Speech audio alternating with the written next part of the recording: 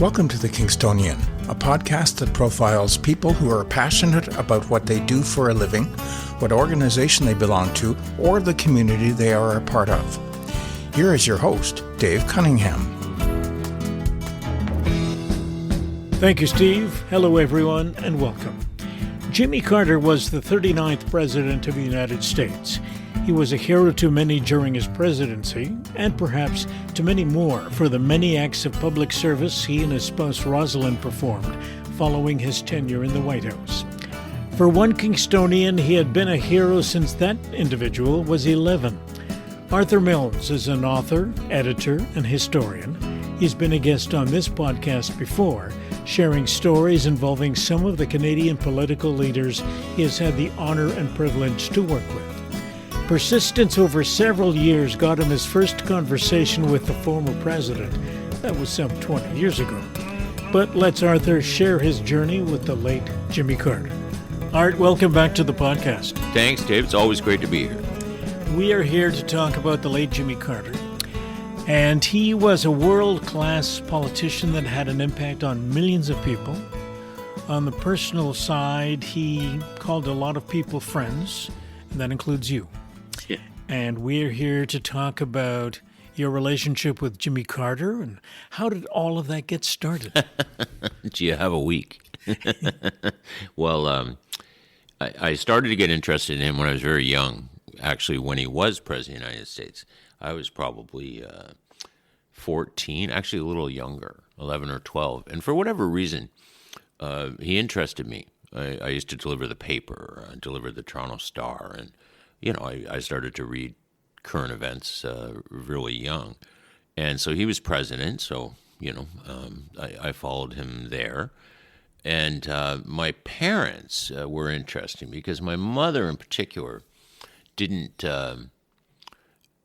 speak about politics very much, with one exception, and that was James Earl Carter.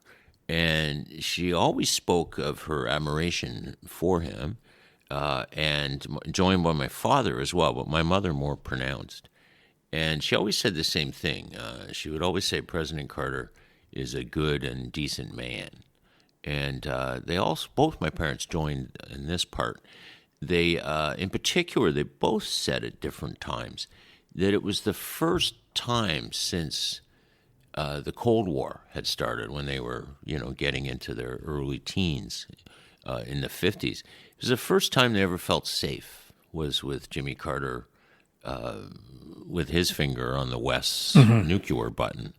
So they very much admired him as a man of peace, human rights, and so obviously that was passed down to me. And so as I got a little older, I remember his memoirs coming out called Keeping Faith. And I remember like yesterday, it's so funny, I was looking at my copy. I got him to sign it years later. And it still has the tag in there. I bought it at Cole's Bookstore in Cedar Brae Mall in Scarborough, Ontario in 1982. So I very much, it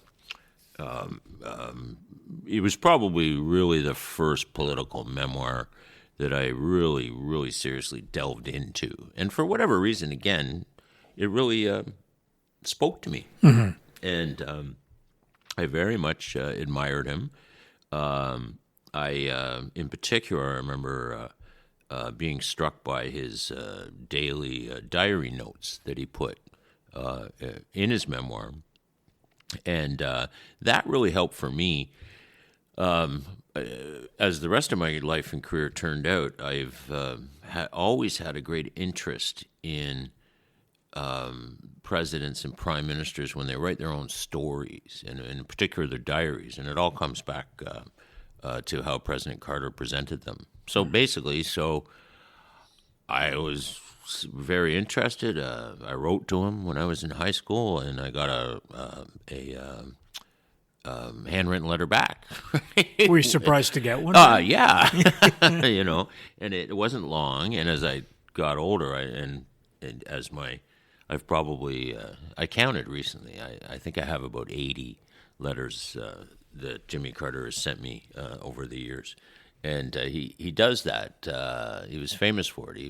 You would write to him, and then in his own hand, President Carter would write his response right on your original letter that they had, and then they would photocopy your original for his archives. So so this thing came back, and I also he sent me a signed picture that was dedicated to me. I guess I really impressed somebody in his office with the letter, that's for sure. And to zip ahead many years, like how many years? 30 years later, when he and his wife stayed over at my house, after they arrived, we went down to my basement, where a lot of my books are, and that photo that Carter sent me all those years ago, and he ran right over to it, and then his wife came down the stairs, and he said, Rose, look what I sent Arthur when he was in high school, right? And then as a sidebar, one of those great moments where you wish you'd had a camera with you was I also collect little busts of prime ministers and presidents and bobbleheads. So I had a big Jimmy Carter bobblehead. So Carter went right over to one of my bookshelves where it is, and he said, "Is that me?" And I said, "Yeah, that's you, Mr. President." And he held it up. And he was fascinated. He said he'd never seen one before, and I didn't have a camera. So that's one of my. So, anyways, so fast ahead to when you are finished school and you become a reporter. And so, given the fact that you thought you had a good relationship with Mr. Carter, given the correspondence you had, you asked him for an interview. How'd that go? I never got one. Right, and I one of my first newspaper jobs was up in Pembroke at the mighty Pembroke Observer, and we often covered events in Chalk River, Ontario. So Carter's connection there is obvious is when they had the nuclear accident in the 1950s. Lieutenant Jimmy Carter of the U.S. Navy, he was in their nuclear program. And he was part of he was actually headed the American crew that sent up to help the Canadians. And that was at Chalk River. So I thought, I'll get my interview now. So I wrote him repeatedly and never got my interview. Very nice reject letters. But and the way to get Art Milnes really interested in getting an interview with you is to tell Art Milnes no. So I kept pursuing it. And then time went on, and I was here in Kingston at the Whig Standard. Again, I would write to him probably once a year to his office at the Carter Center by this point. And then one Sunday I was reading the New York Times, and there was a piece on Jimmy Carter and how he taught Sunday school every Sunday at his little Baptist church in Plains, Georgia. And I read about this, and I was quite intrigued because the article said that the president or former president would speak to afterwards, would greet and speak to everybody. And I'm thinking, wow, I can, if I just go to Georgia, I can, shake hands with my hero. So about 45 minutes later, I had a return flight to Atlanta, and I flew down there the next weekend. My wife was smart and didn't go. And I went to church, and he teaches a church lesson, and after church, you could go up to him and, have a brief chat and your picture taken. So I was quite thrilled, and I asked him for an interview, and he basically said, okay, let's go to lunch. So I ended up at lunch with my hero, and if you don't know it, Plains, Georgia is only 636 people. I don't know what the count is right now, but Carter's famous when you ever mention the population, he corrects you to the exact number that it is at that moment.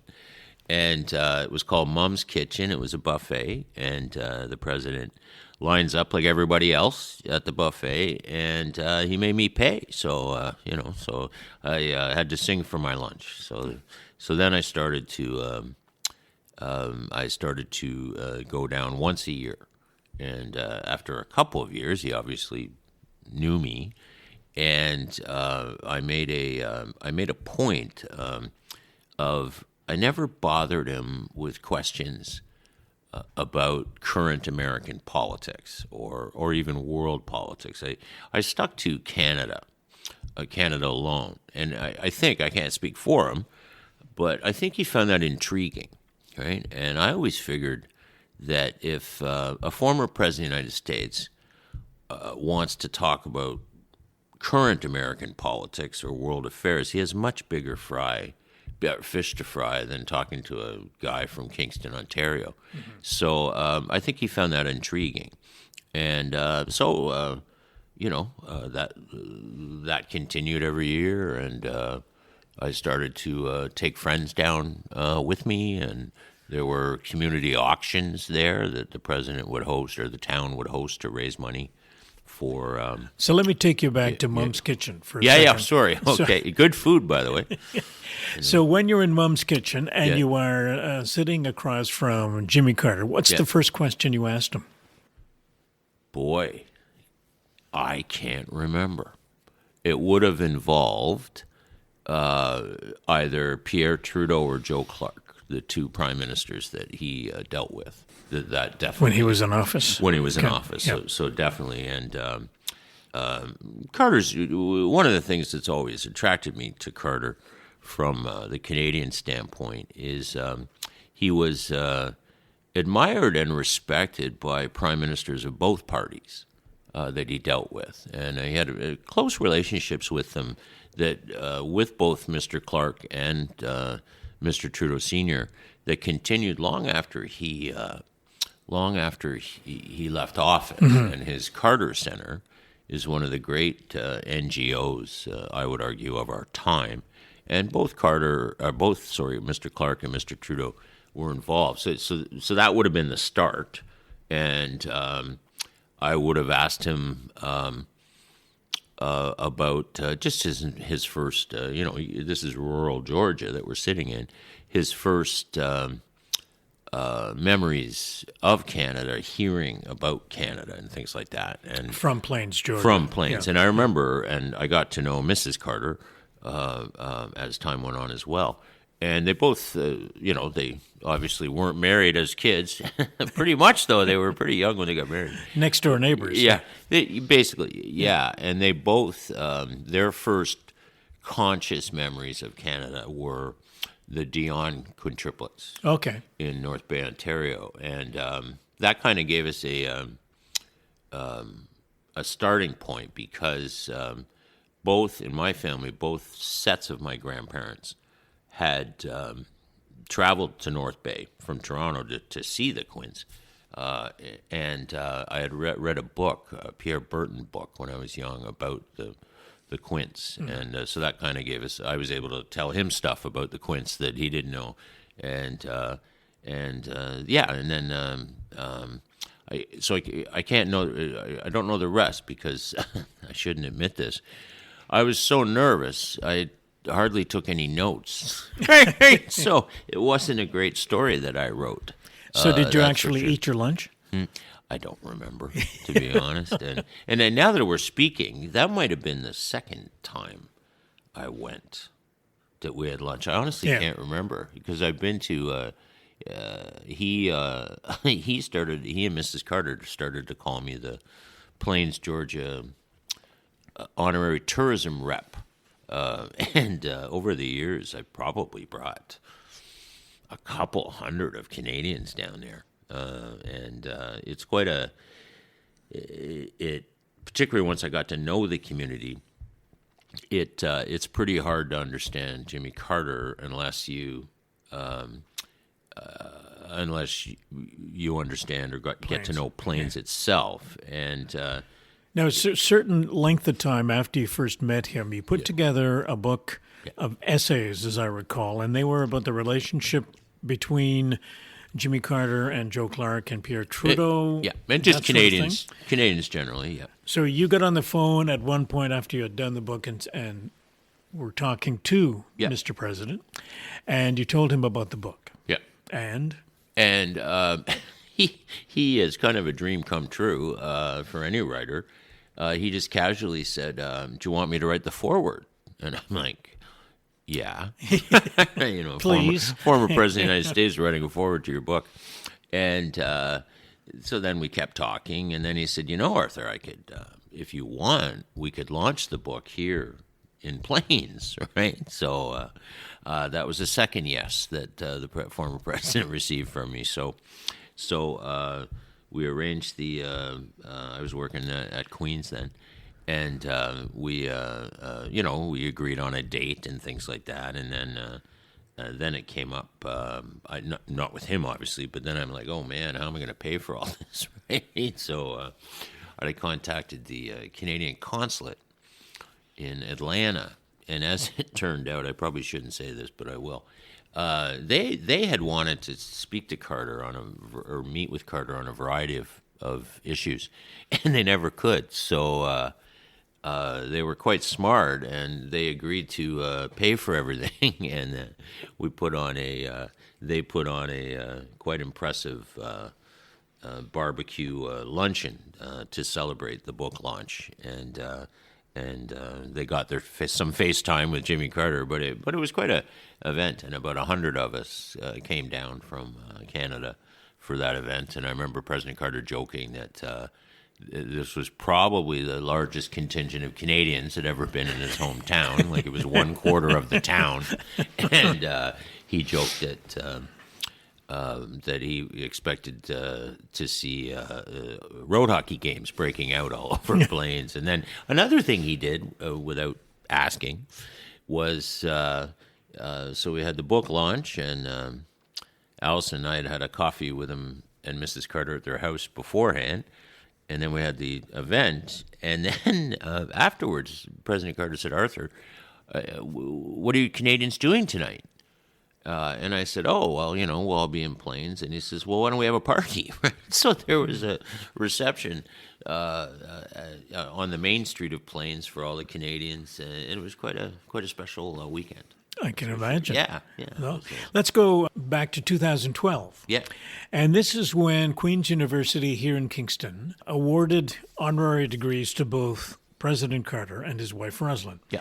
And so they were scheduled to come up here to receive those degrees in person. You sent them an invitation. Yeah, well, maybe I shouldn't admit this either, but the principal of Queens contacted me because they had extended the invitation, which I didn't know about, but hadn't had a response. So they kind of sheepishly asked if I'd check with him. So I phoned him that afternoon. And he said yes on the spot.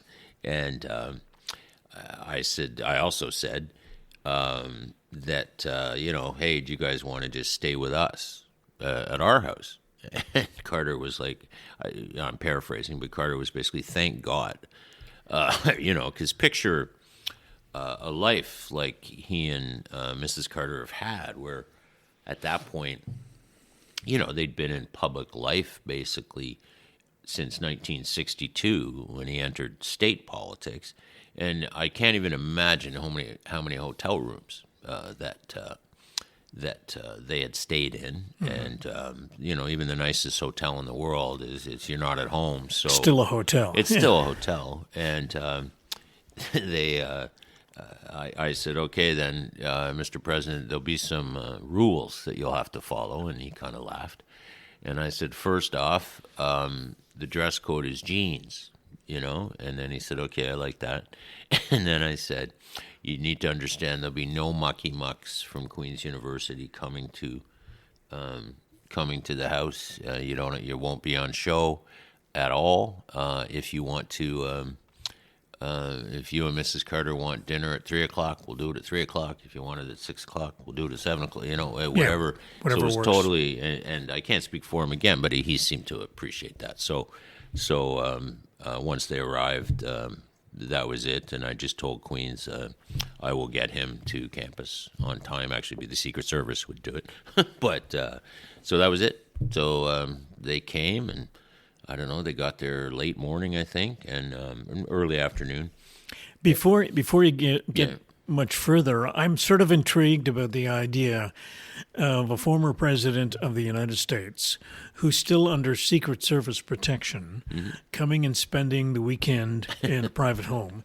And what kind of pre-arrangements the Secret Service made when they know that the person that they are looking after is going to be staying in a different place than normal? Yeah, well, Alison and I, my wife Alison, we already had clearance because we'd been to their home. So once to go to the former president's home, there's another level of background check they do. So we had to give in our passports. This is months before we went to their home.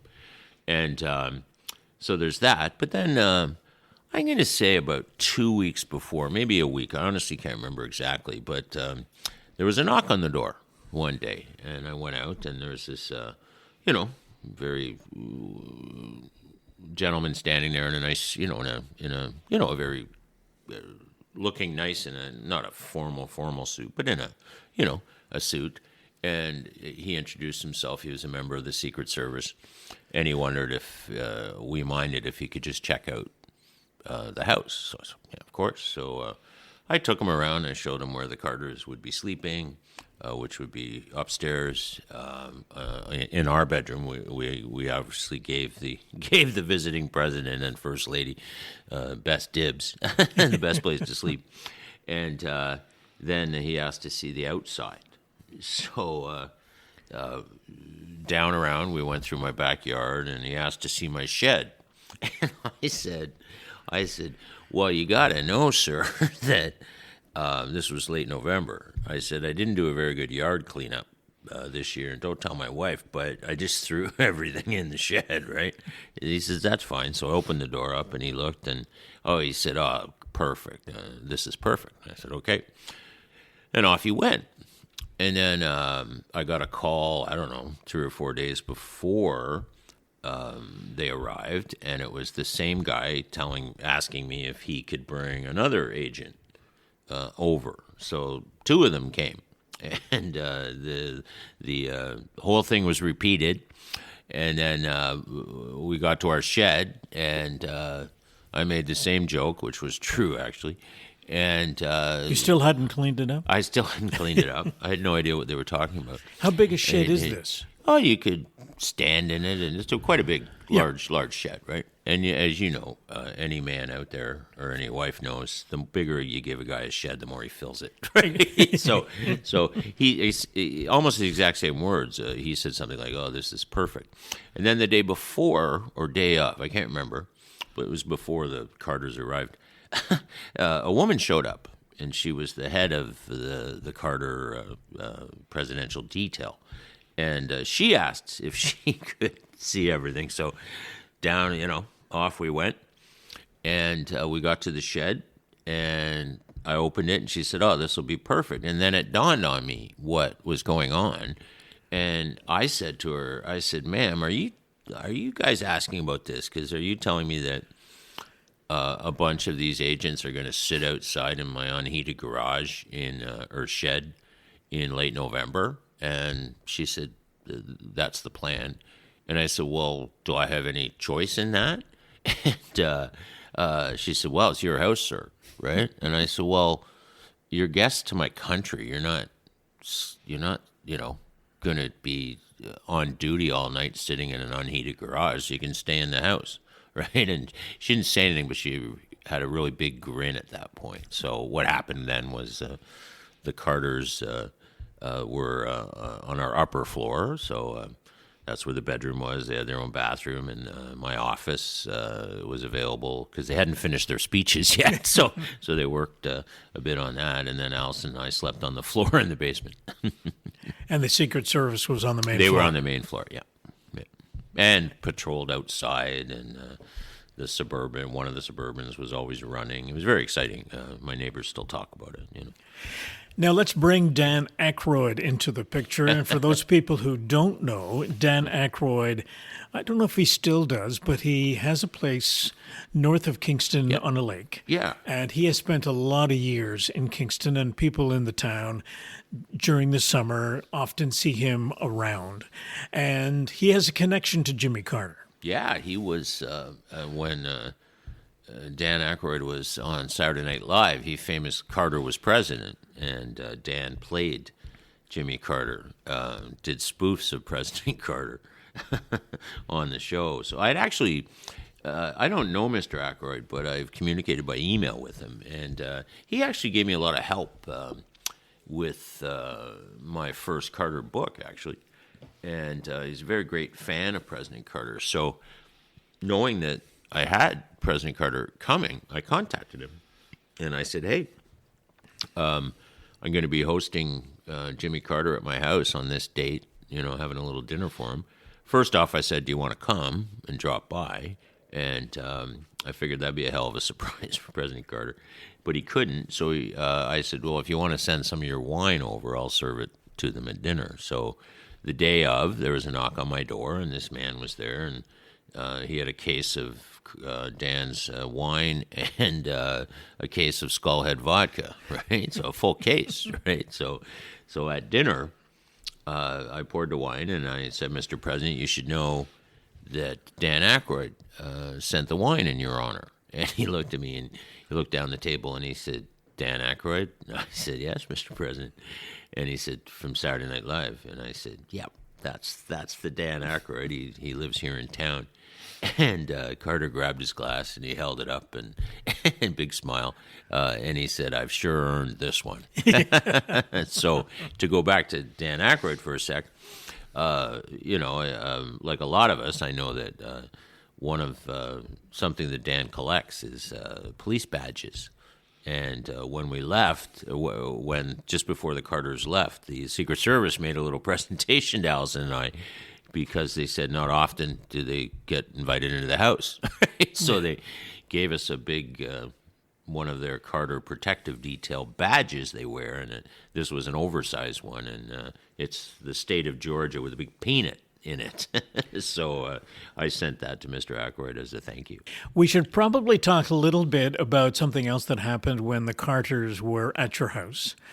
And I know we have dealt with this in a previous episode when you and I sat down to talk about your infamous backyard and the trees that are planted there on a regular basis by special people.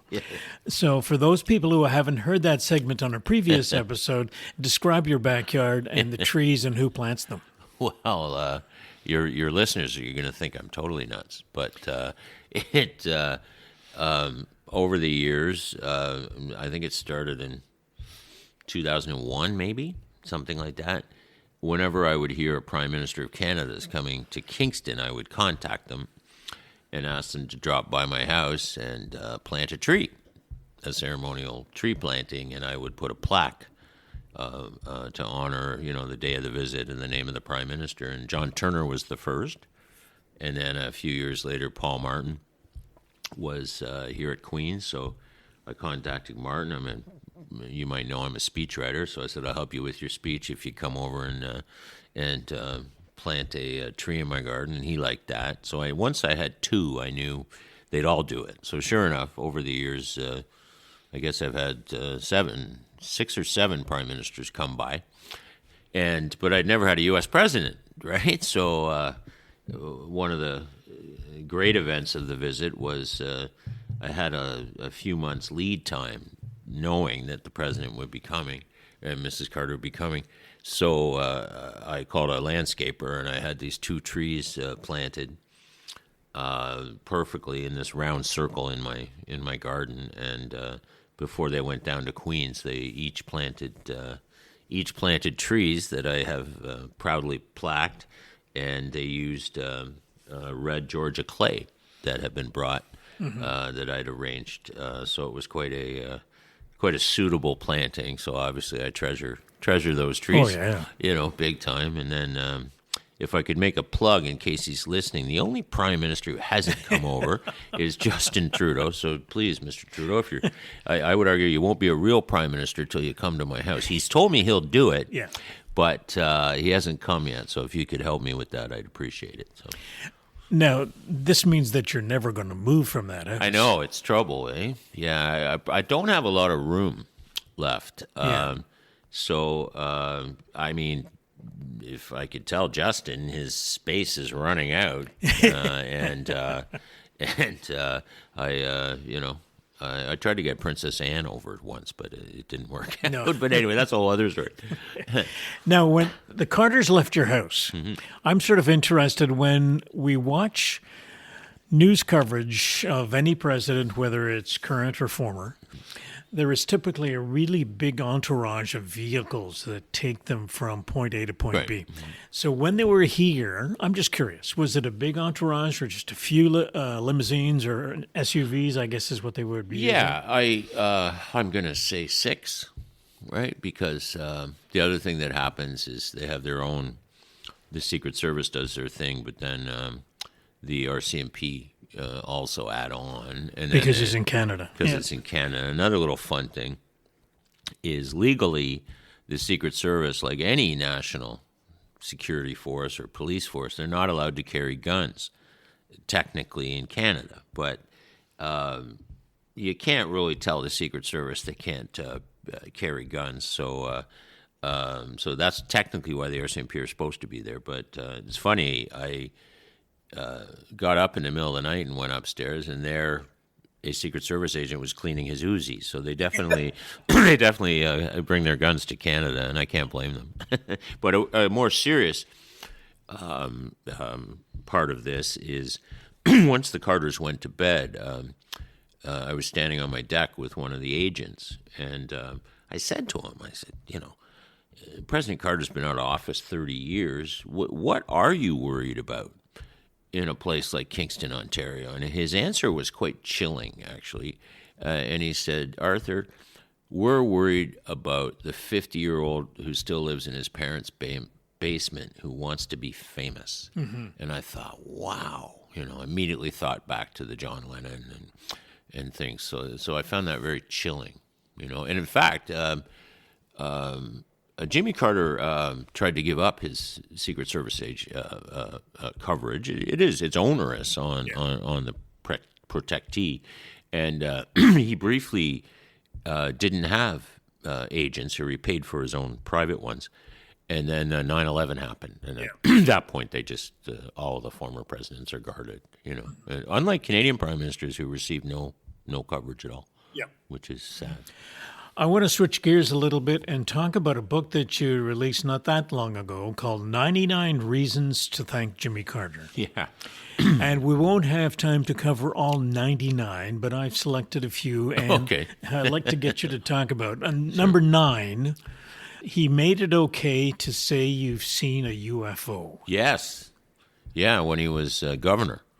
He was coming out at an event in small-town Georgia he had spoken to, and he looked off in the distance, and there was a UFO. And I've always been agnostic on the issue of whether they're UFOs or not, but if Jimmy Carter says he saw a UFO, he saw a UFO. So I'm now a convert. Number 27, he made solar panels cool. Yeah, isn't that interesting? Yeah, people forget. Every generation is kind of arrogant, and this generation's no different. And the young people today think they invented concern for the environment. Well, when President Carter was president, he was very concerned with energy policy and conservation. So symbolically, he put solar panels to generate electricity on the White House roof. And sadly, they were taken down by his successor, President Reagan. So this would have been 1976. That's how far back. I think it's a little later. I think he did it in 79, but it's during, obviously, his term. During his term, yeah. Number 33 is something that a lot of people are familiar with. He built houses for the underprivileged. Yes, through Habitat for Humanity. Yeah. And my wife actually, I can't remember the exact year, but Allison traveled with the Carters to Haiti for 2 weeks. And on a Habitat for Humanity build project.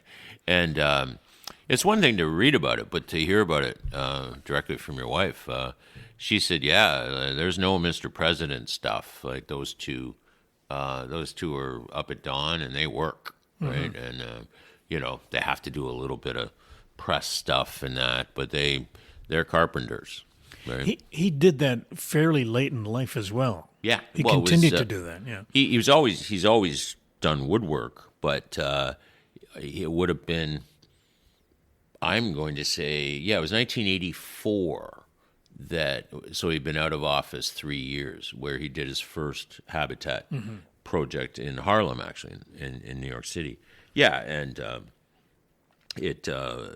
part of the idea for Habitat comes out of rural Georgia, where he is, or where he was, and Habitat for Humanity's international headquarters is in Maracus, Georgia, right next to Plains. Okay. Number 55, he refused to sit on corporate boards or take money for speeches. Something that I would think would have been a natural evolution after you leave the White House. That's a means of generating some funds, but he never did that. Never did. He's very much one of his presidential heroes is Harry Truman. And when Truman left the White House in 1953, there was no protection afforded U.S. presidents, and Harry Truman's sole salary was $90 a month pension from the First World War, but he still refused to sit on boards, and he didn't believe in selling the presidency. And Carter was very similar. Now, he did a few paid early on to pay for his library, right? Because what the Americans do is you get a presidential library, but what a lot of people don't know is if you're the former president, you have to raise the money to build your library. And it's only if you build the library will then the U.S. government archives run it. So as Carter told me once, and I'm sure he's told others, but it wasn't very easy to raise $30 million in the early 1980s when you were Jimmy Carter. And so, but no, he's never sat on a board. He makes his money, and he's a wealthy man. He makes his money the old hard way. He always made his money by writing books, and he's had numerous New York Times bestsellers. But that's how he made his money. Do you know how many books he would have written? Yeah, I should know this off by heart. I'm going to say 26. That's a lot of books to write. Yeah, it's quite. As a guy who writes for a living, and can you see yourself sitting down and writing 26? How many have you written? How many? I have 15 books. 15, so I got a ways to go, right? But mine are more edited collections. Like he's sitting his butt on the chair, as an old professor of mine used to advise, and writing. Like I said, a real bunch of them have been bestsellers. Now, but on that, Mrs. Carter also wrote her memoirs, and she'll tell you she's very proud of it, and that she outsold her husband. And so I wanted to get a plug for Mrs. Carter's book, too, First Lady from Plains. Number 63, he carried his own suitcases as president. Yeah. He was very much a man of the people. He wanted to be known as, so he would symbolically carry his luggage, and he actually, to go back to why would he agree to stay in Art Milnes' home in Kingston, he actually, when he ran for president, he had no money. Neither did, so the Carters would stay in supporters' homes, and he did a couple of times as president, symbolically as well. So yeah, he wanted to downsize the presidency. I think he made some mistakes. He would tell you he banned playing Hail to the Chief, and then even he had to reverse that. He thought people actually wanted to honor their president. So yeah. Number 65, he watched all the president's men in the White House. Yeah, that must have been something else, because you got to remember, that famous Dustin Hoffman, Robert Redford movie is about Watergate and the role the Washington Post played in revealing it and bringing down Richard Nixon. So this is only 2 years. Carter comes to office 2.5 years after Watergate. Yeah. So to watch that movie sitting in the very building where all of the plotting and planning happened was quite a thing if you're the president of the United States, right? The last excerpt from the book, he saluted his predecessor in his very first words as president. Yeah, he basically he said, "My fellow Americans, I want to thank my predecessor for all he's done to heal our land," right? And if you think of it, in his case, he only had one inaugural address, and he shared some of it with the man he defeated, and the cheers were so loud, and most of the crowd would have been Democrats, right? Yeah. The cheers were so loud for President Ford that Ford had to stand and be acknowledged, which isn't something that happens very often. And he and President Ford went on to enjoy a friendship the rest of their lives, and they made a deal that whoever died first, the other would speak at their funeral. And President Carter, Gerald Ford died first in 2006, and President Carter spoke at his funeral and began his eulogy with, for myself and for our nation, I want to thank my predecessor for all he did to heal our land. That's something in politics in the United States and Canada, unfortunately. We could sure use some of that class and mutual respect between opponents today. Yeah. What are you going to remember about both Rosalind and Jimmy Carter, having known them for a fair amount of time? Both have passed. When you look back on your friendship with them, a couple of things that stand out about the two of them? Just for me personally would be their support when I've had some troubles. I mean, I'm not embarrassed to say it. I've had some mental health difficulties with depression and other issues, and the Carters both were right there for me when they didn't have to be. And you're in the middle of the black dog, and you pick up the phone, and the former president of the United States is on the phone. It's it was sure helpful and special, and like I said, they didn't have to do it. On a wider level, it's just such a remarkable legacy, and like you said earlier, they touched millions of lives, and not just mine. My God, I read a stat once that between the two of them, their personal interventions had led to something like 40 or 50,000 prisoners of conscience around the world being released. Like, think of that. Through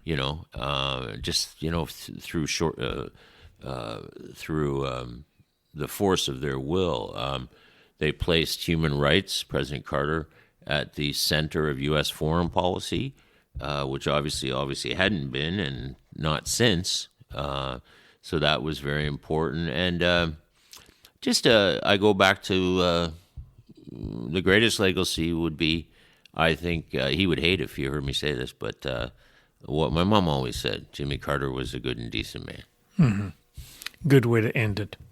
Thank you for sharing your memories of both Rosalind and Jimmy Carter. Yeah, she was particularly special as well. And thanks for reminding us of what kind of man Jimmy Carter was. Thanks, Art. Thanks, Dave. Arthur Milnes with a tribute to his dear friend, the 39th President of the United States. Once again, the book referred to in the episode is called 99 Reasons to Thank Jimmy Carter, available at Amazon.ca.